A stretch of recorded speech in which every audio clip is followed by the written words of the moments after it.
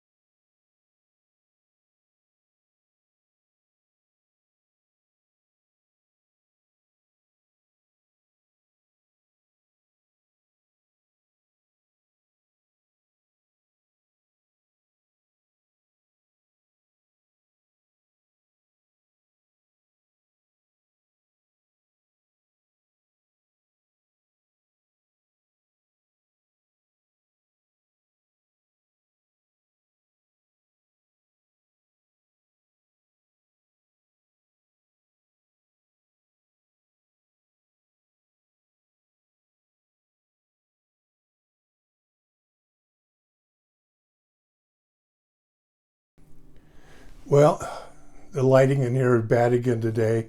So I've turned all my lights off. So this is El Natural without any enhancement, except I have one little overhead pointing at the ceiling over there. Anyway,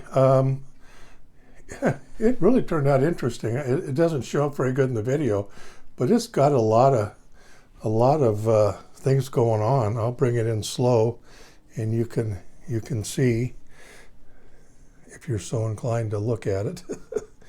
And it's evolving as I keep looking at it.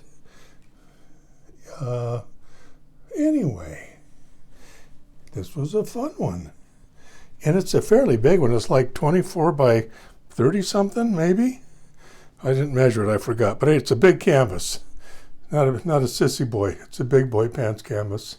So there you go. We'll let this dry up and I'll get some still shots and we'll see what it looks like. But it does look a lot better in person, I will tell you that right now. You can see if I come in, there's a lot of little activity going on, a whole bunch of little stuff. So this is Richard B. saying thanks for